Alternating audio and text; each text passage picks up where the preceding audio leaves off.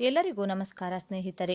ಸೂರ್ಯ, ಸೋಮ, ಮಂಗಳ, ಬುಧ, ಗುರು, ಶುಕ್ರ, ಶನಿ, ರಾಹು ಮತ್ತು ಕೇತು ಎಂಬ 9 ಗ್ರಹಗಳಿವೆ.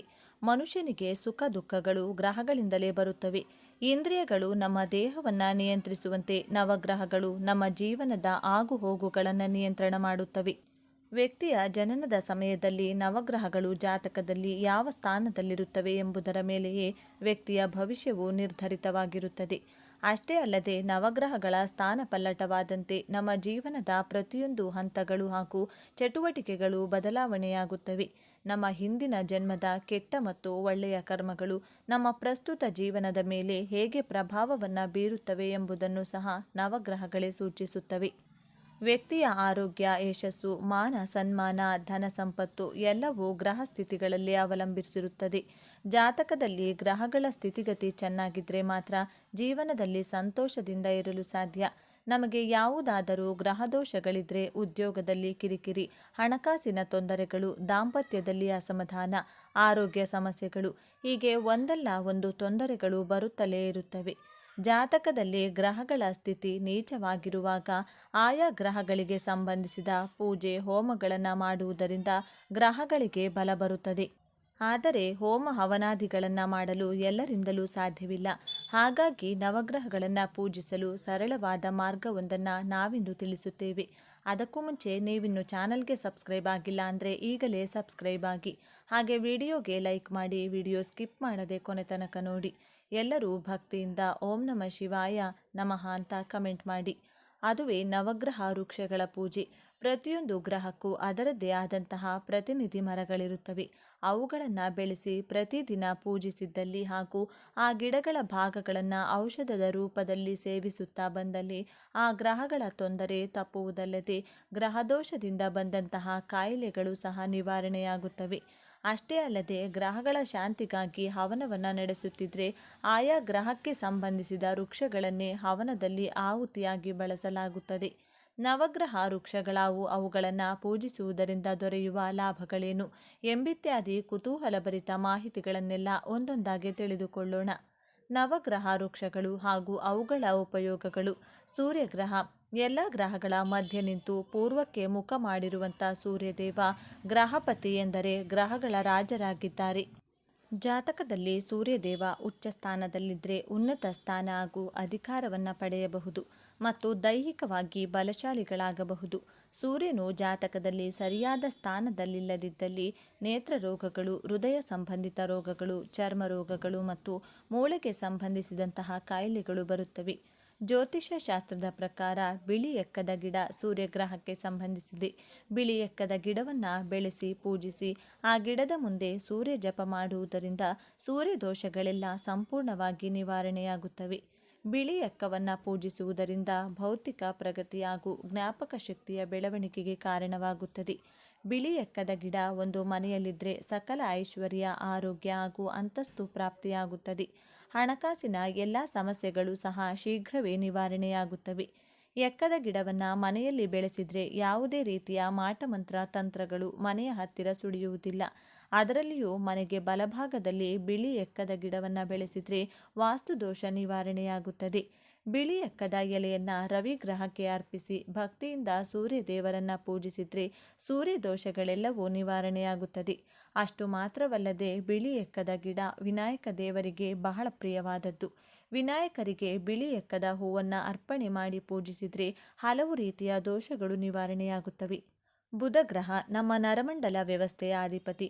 ಬುಧಗ್ರಹವು ಶಿಕ್ಷಣ, ಬರವಣಿಗೆಯ ಸಾಮರ್ಥ್ಯ, ಬುದ್ಧಿವಂತಿಕೆ, ವ್ಯವಹಾರ ಕೌಶಲ್ಯ, ಸಂಬೋಧನೆಗಳನ್ನು ನಿಯಂತ್ರಿಸುವಂತಹ ಗ್ರಹ.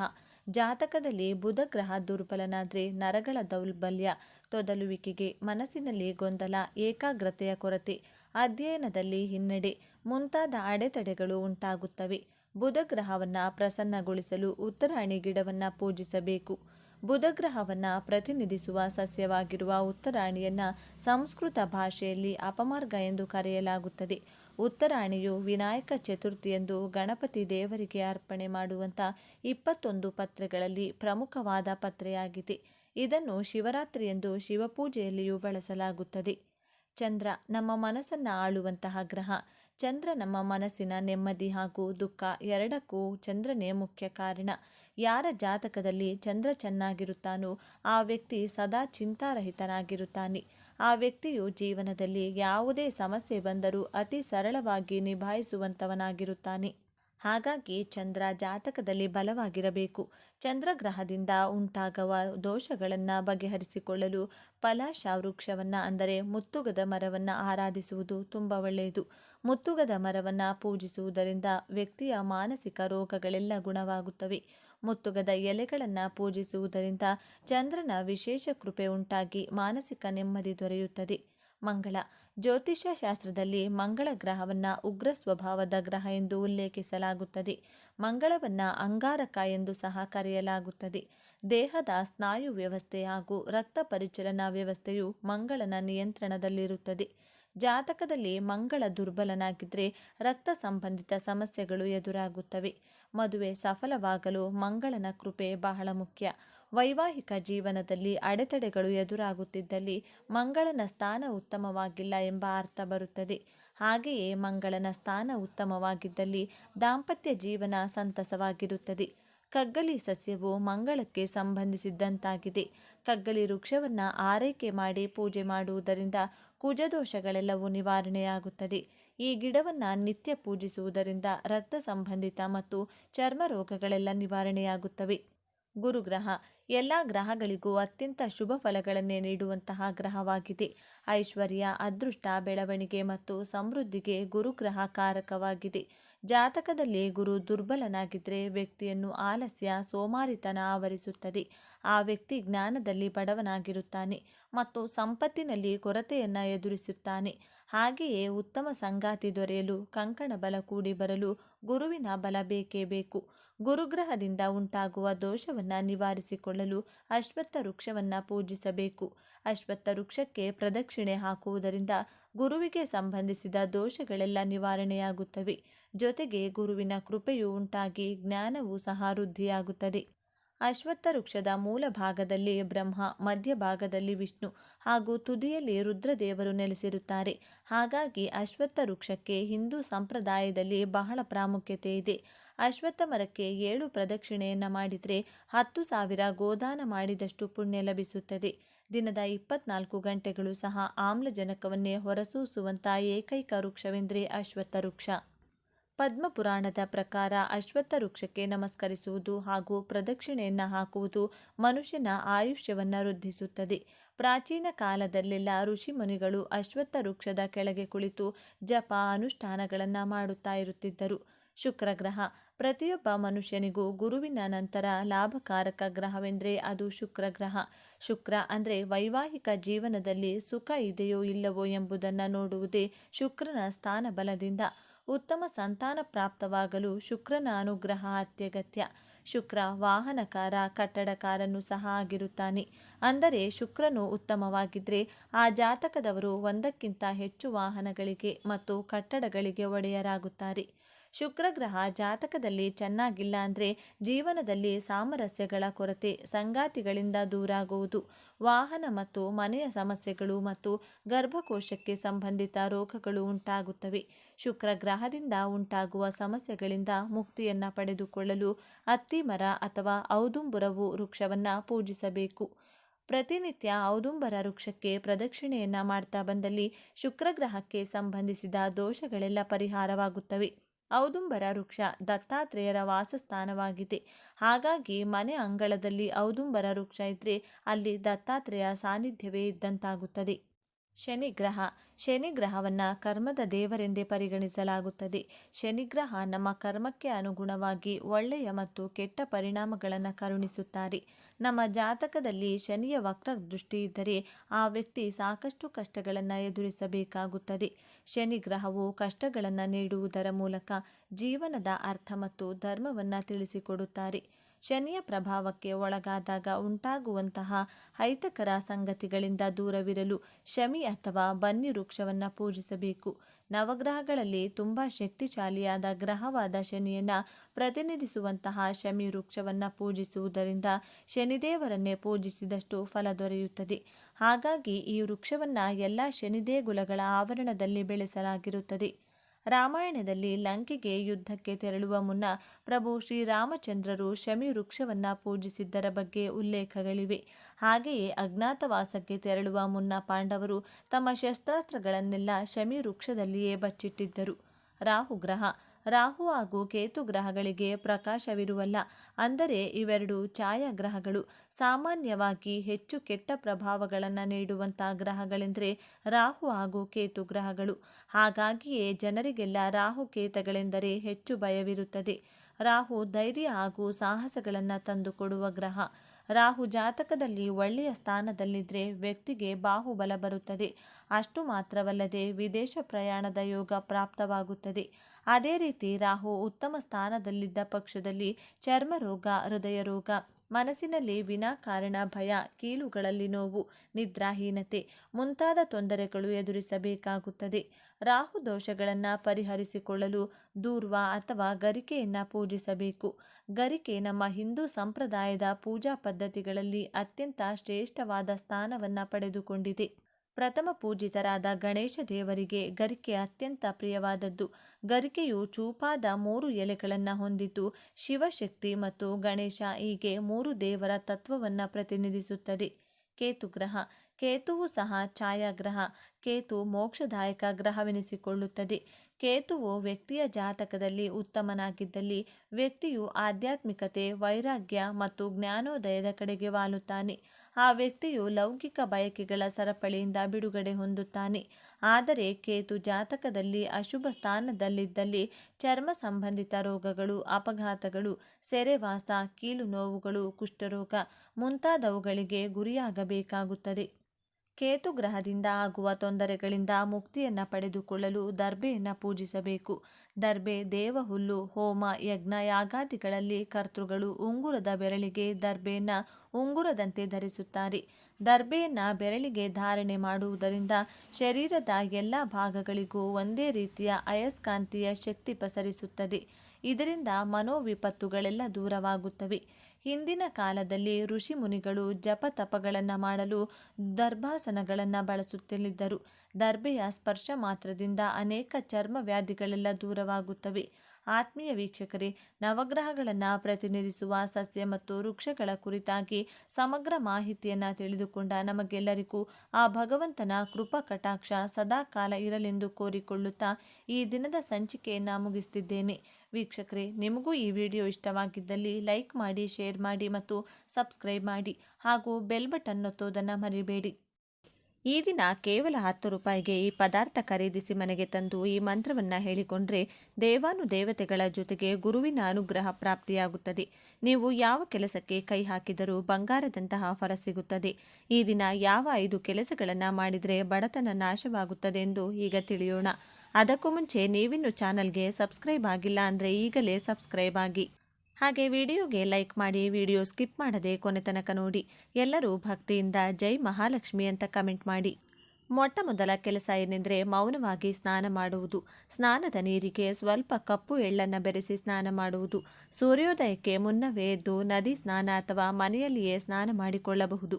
ಅದರಲ್ಲೂ ಮೌನವಾಗಿದ್ದುಕೊಂಡು ಸ್ನಾನ ಮಾಡಿದರೆ 1000 ಗೋದಾನ ಮಾಡಿದ ಅಖಂಡ ಪುಣ್ಯ ಫಲ ಪ್ರಾಪ್ತಿಯಾಗುತ್ತದೆ. ಈ ದಿನ ಸ್ನಾನ, ದಾನ, ಜಪ ತಪಗಳನ್ನು ಮಾಡಿದರೆ ಎಲ್ಲವೂ ವಿಷ್ಣು ದೇವರಿಗೆ ಅರ್ಪಣೆಯಾಗುತ್ತದೆ. ಈ ದಿನ ನೀವು ಯಾವುದೇ ಪರಿಹಾರ ಮಾಡಿದರೆ, ಸತ್ಕರ್ಮಗಳನ್ನು ಮಾಡಿದರೆ ಸೂರ್ಯ ಹಾಗೂ ಚಂದ್ರಗ್ರಹಣದ ದಿನ ಮಾಡುವ ಪರಿಹಾರದ ಪುಣ್ಯಕ್ಕೆ ಸಮನಾದದ್ದು. ಈ ದಿನ ಮಾಡುವ ಕಾರ್ಯಗಳಿಂದ ಸಿಗುವ ಪುಣ್ಯಫಲವು ಸತ್ತ ನಂತರ ಬರುವ ಜನ್ಮಗಳಿಗೂ ಪ್ರಾಪ್ತಿಯಾಗುತ್ತದೆ. ಸ್ನಾನ ಆದ ನಂತರ ಮರೆಯದೆ ಪಿತೃತರ್ಪಣವನ್ನು ನೀಡಬೇಕು. 1 ಲೋಟ ಅಥವಾ ಚೊಂಬಿನಲ್ಲಿ ನೀರನ್ನು ತೆಗೆದುಕೊಂಡು ಕಪ್ಪು ಎಳ್ಳು, ಮೊದಲೇ ಕಿತ್ತುಕೊಂಡ ತುಳಸಿ ದಳ ಹಾಗೂ ಚಿಕ್ಕ ದರ್ಬೆ ಕಡ್ಡಿಯನ್ನು ಹಾಕಿ ತೋರು ಬೆರಳು ಹಾಗೂ ಹೆಬ್ಬೆರಳಿನ ಮಧ್ಯಭಾಗದಿಂದ ದಕ್ಷಿಣ ದಿಕ್ಕಿಗೆ ಮುಖ ಮಾಡಿ ನಿಂತು ಪಿತೃಗಳಿಗೆ ತರ್ಪಣವನ್ನು ಅರ್ಪಿಸಬೇಕು. ಕೇವಲ 5 ರಿಂದ 10 ನಿಮಿಷದಲ್ಲಿ ಈ ಕೆಲಸ ಮುಗಿದು ಹೋಗುತ್ತದೆ. ಪಿತೃಗಳನ್ನು ಈ ದಿನ ಎಂದು ಸ್ಮರಿಸಿಕೊಂಡರೆ, ಅವರಿಗೆ ತರ್ಪಣವನ್ನು ನೀಡಿದರೆ, ಯಾವ ಜ್ಯೋತಿಷಿ ಬಳಿ ಹೋಗಿ ನಿಮ್ಮ ಆಸ್ತವನ್ನು ತೋರಿಸಿ ನನ್ನ ಭವಿಷ್ಯ ಹೇಗಿದೆ ನೋಡಿ ಎಂದು ಕೇಳುವಂತ ಅಗತ್ಯ ಇರುವುದಿಲ್ಲ. ಅಷ್ಟರ ಮಟ್ಟಿಗೆ ಅದೃಷ್ಟ ಹಾಗೂ ಪುಣ್ಯಫಲ ಪಿತೃಗಳಿಂದ ನಿಮ್ಮ ಇಡೀ ಕುಟುಂಬಕ್ಕೆ, ವಂಶಕ್ಕೆ ಪ್ರಾಪ್ತಿಯಾಗುತ್ತದೆ. ಈ ದಿನವೇ ಆಚರಿಸಬೇಕು. ಈ ದಿನ ಅನ್ನದಾನ ಮಾಡೋದಾಗಿರಬಹುದು, ವಸ್ತ್ರದಾನ ಮಾಡೋದಾಗಿರಬಹುದು, ಶ್ವಾನಗಳಿಗೆ ಇರುವೆಗಳಿಗೆ ಆಹಾರವನ್ನು ಹಾಕೋದಾಗಿರಬಹುದು, ಗೋಮಾತೆಗೆ ತರಕಾರಿ ಹಣ್ಣುಗಳನ್ನು ತಿನ್ನಿಸುವುದಾಗಿರಬಹುದು. ಮಾತು ಪಿತೃಗಳು ಸಂತೃಪ್ತರಾಗುತ್ತಾರೆ. ಇದು ಪಿತೃ ಸೇವೆಗೆ ಸಮನಾಗುತ್ತದೆ. ಈ ದಿನದಂದು ಜೇನುತುಪ್ಪ, ಗೋಧಿ ಹಾಗೂ ಮೂಲಂಗಿಯ ದಾನವನ್ನು ಕೂಡ ಮಾಡಿಕೊಳ್ಳಬಹುದು. ಈ ದಿನ ಪತ್ರೆಗಳನ್ನು ಪುಷ್ಪಗಳನ್ನು ಕೀಳಬಾರದು. ಮನೆಯ ಅಂಗಳದಲ್ಲಿ ಬೆಳೆದ ಪುಷ್ಪಗಳನ್ನು ಕೀಳುವುದು, ಯಾವುದಾದರೂ ಮರಗಿಡಗಳ ಎಲೆಗಳನ್ನು ಕೀಳುವುದು ಮಾಡಬಾರದು. ಈ ದಿನ ಶಕ್ತಿ ದೇವತೆಗಳ ಪೂಜೆ ಮಾಡಬೇಕು. ಗ್ರಾಮ ದೇವತೆಗೆ ಪ್ರಿಯವಾಗುವ ಕೆಲಸಗಳನ್ನು ಮಾಡಿಕೊಳ್ಬೇಕು.